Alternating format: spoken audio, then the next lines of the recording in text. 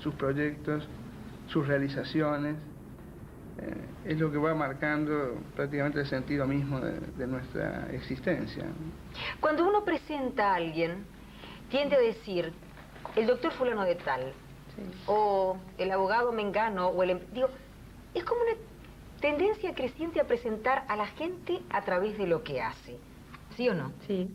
Cuando, por ejemplo, una señora, una mujer, no tiene un oficio o profesión conocidos, es lo que se llama un ama de casa.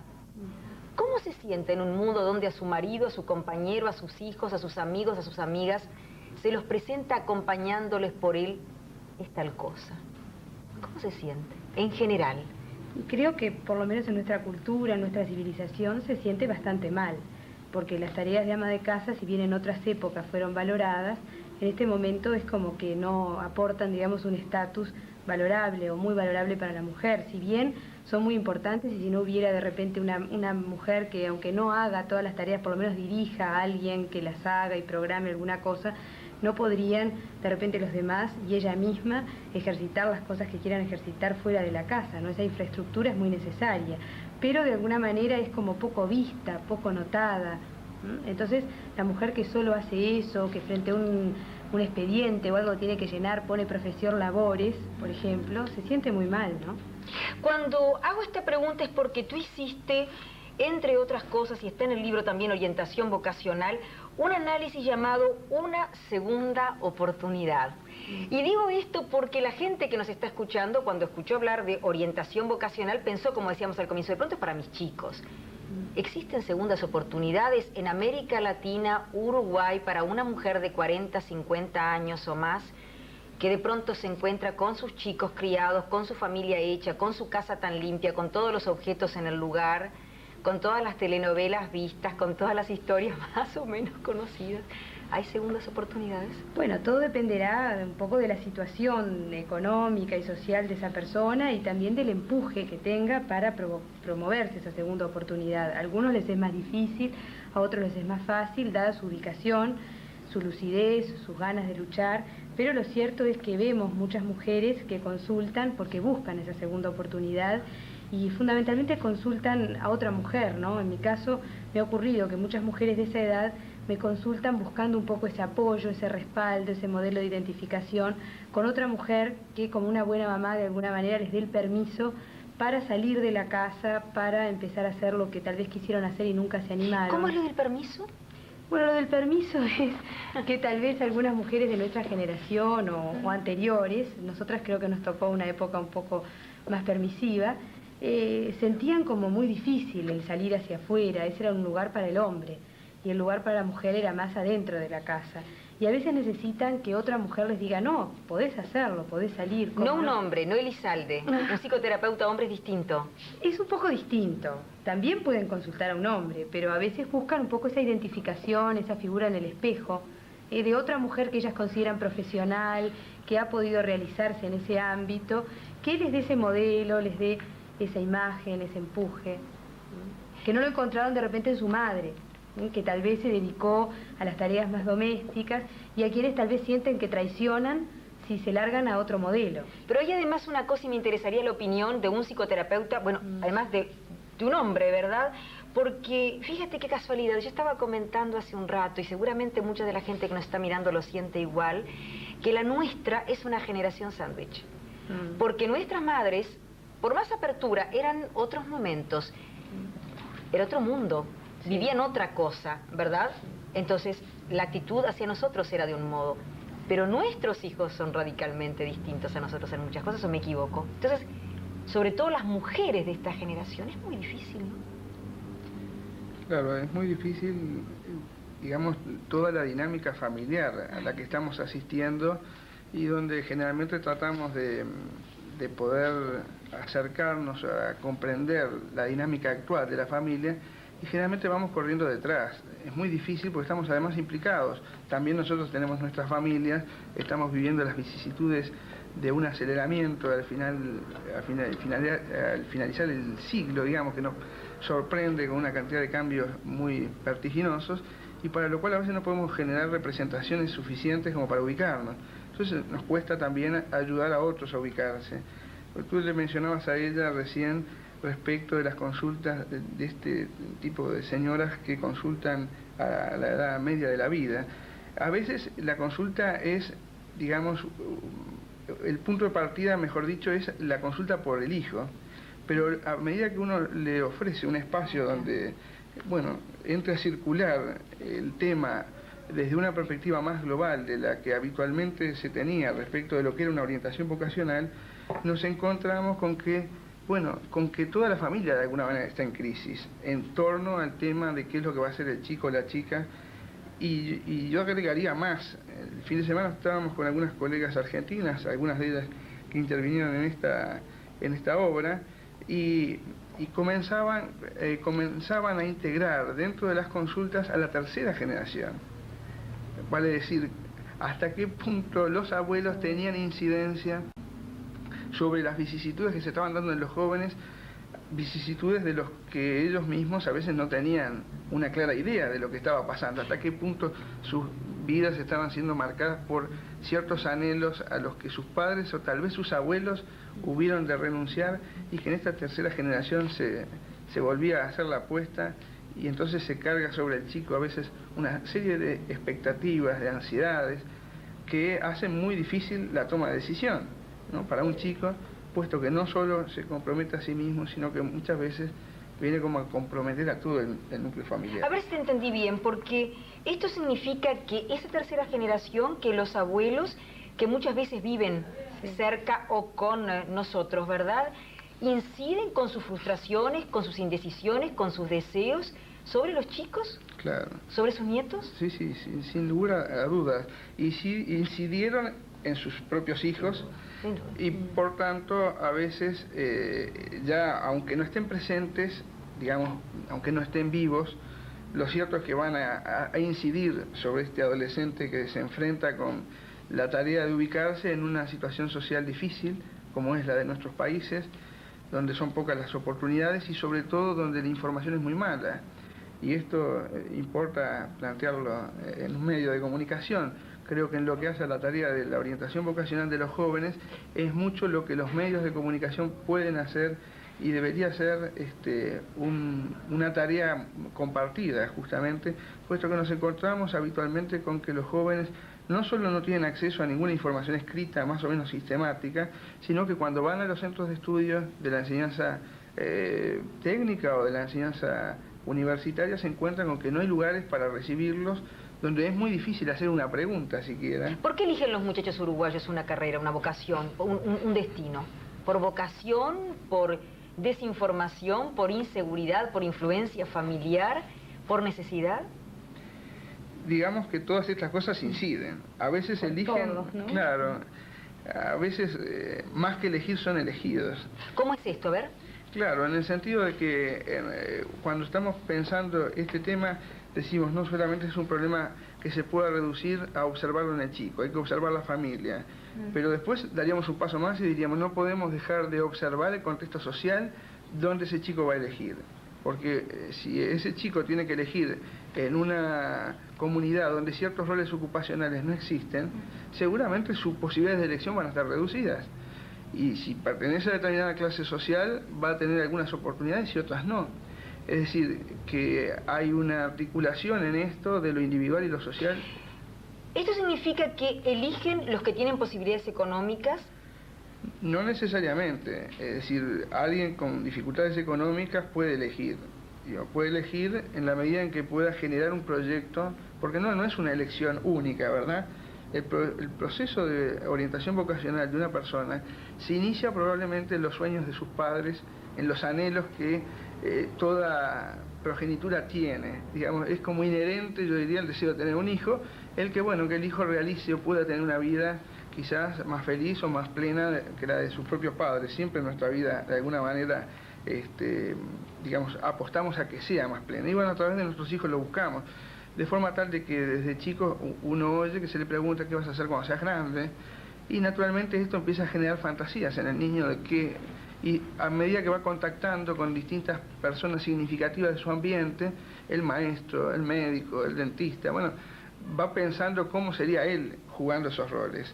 Este proceso, luego incluso que se llega a la adolescencia y que se toma la decisión de tomar una determinada orientación, tampoco se agota, porque uno, supongamos, se recibe de médico, pero bueno, dentro de la medicina pues hay una gran diferencia entre ser, supongamos, un psiquiatra, un médico forense, un pediatra.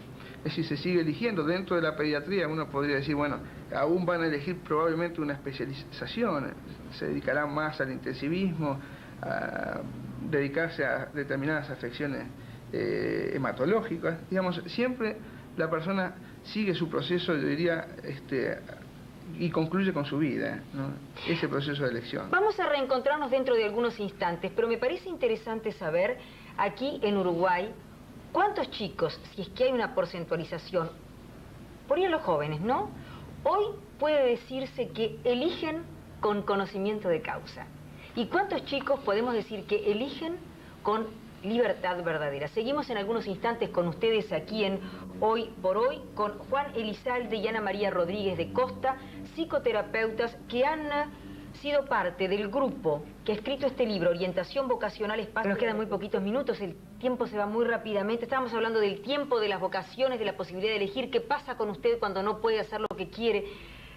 Yo creo que era Sartre que decía, no se trata de hacer lo que uno quiere, sino de querer lo que uno hace. Pero al final no sé si también eso no es una forma de conformidad para aceptar, bueno, no pude hacerlo. ¿Qué pasa con la gente cuando no puede hacer lo que quiere, lo que ama profundamente, Ana? Bueno, la gente se siente muy mal, ¿no? Es el tema de la subocupación, de la desocupación, que muchas veces llena los consultorios de gente que se siente muy culpable o muy enferma porque no ha podido realizar lo que había querido, se siente que no ha sido inteligente, lo suficientemente inteligente, y a veces pierde de vista que son situaciones sociales, otras veces son situaciones familiares o personales. Pero yo te estaba comentando recién que a mí a veces me gusta ejemplificar las cosas con películas o obras de teatro que la gente ha visto, y en una película de los hermanos Taviani, que parece que tiene mucho de autobiográfica, según dicen los comentaristas, que se llama Good Morning Babilonia, que la presentó Cinemateca, aparece allí un ejemplo muy claro de dos italianos que pertenecían a una familia de artesanos, escultores, que hacían como la yesería de las fachadas de las catedrales, y entonces por un problema económico y social del momento se funde la empresa. Era una empresa constituida, una empresa familiar, y los dos hijos más jóvenes deciden ir a emigrar a Estados Unidos y ver si allí pueden realizar algo de lo que saben y de lo que tienen como capital intelectual y artístico.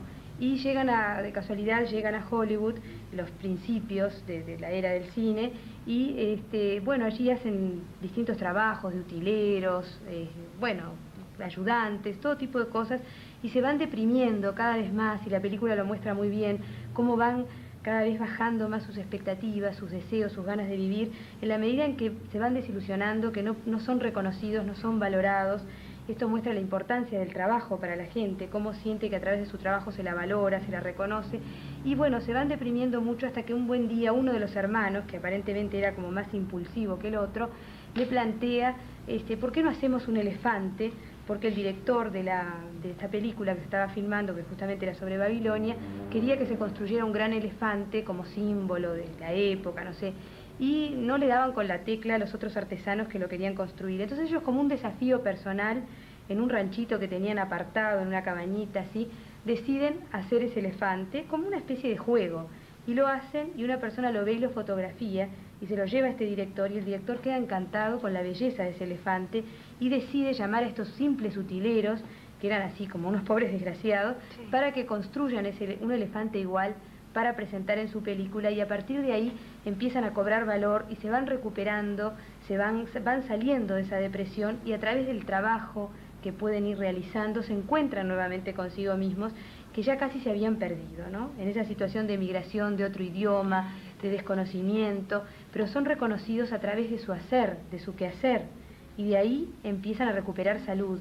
Lo que tú me preguntabas creo que tiene mucho que ver con esto, ¿no? Cómo la gente se va enfermando en la medida en que no puede practicar lo que tanto ilusionó practicar y aquello que se formó para practicar, ¿no es cierto? ¿Existe la posibilidad, por ejemplo, estoy pensando en tantos hombres, en tantas mujeres, pero miren que cuando hablo más de las mujeres es porque los hombres tienen o han tenido un referente natural, es decir, a la gente no se le ocurría que un hombre no trabajara fuera de su casa. Y hasta ahora todavía es bastante natural pensar que algunas mujeres o que las mujeres no trabajen fuera de la casa. Pero yo me pregunto, ¿existe la posibilidad de que uno le encuentre un verdadero sentido a la existencia si no hay algo, por más pequeño, el arroz cocido a punto? Claro. Los chicos, un programa de televisión, un algo que uno diga, esto es mi obra, esto soy yo. Sí, sí, yo creo que no existiría, no habría mucho sentido vital si no fuera a través de todas esas obras, que puede ser un hijo, que puede ser un arroz, como tú decís, bien hecho, que nos devuelve la mirada del otro. Ahí está. Ahora, mi pregunta es esta para no engañarnos. Estamos prácticamente en el 2000, prácticamente en el 2000.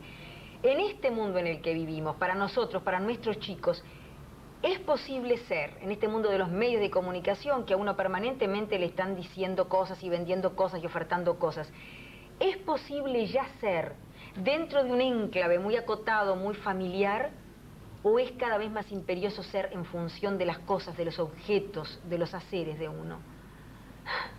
Y las dos cosas, ¿no? Los haceres sin una apoyatura familiar, sin un afecto básico, sobre todo en los primeros años de vida, creo que no se podrían llegar a desarrollar. Si el sujeto, por eso la importancia de la familia, de la madre, del padre, todos coadyuvando para que ese nuevo ser que nace tenga una primera oportunidad, y se hablaba de una segunda oportunidad, tenga una primera oportunidad de vivir, de integrarse como ser humano.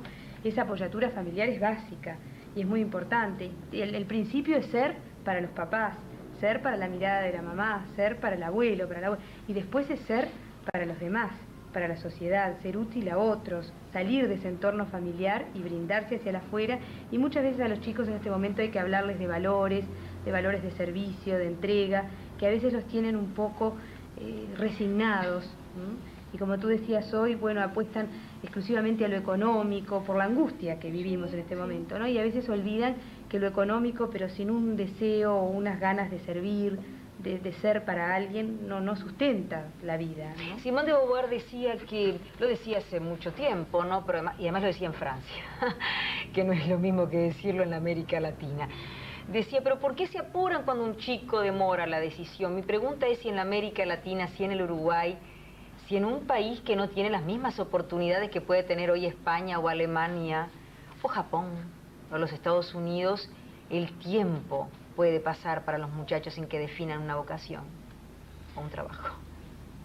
Claro, creo que el tiempo a veces en la familia cobra un valor capital, puesto que de la decisión del chico, a veces, por ejemplo, si pensamos en la situación de los chicos del interior, a veces supone el traslado del chico a Montevideo, que toda la familia se traslade tras el hijo mayor o tras el segundo hijo, en caso de que el primero vino solo.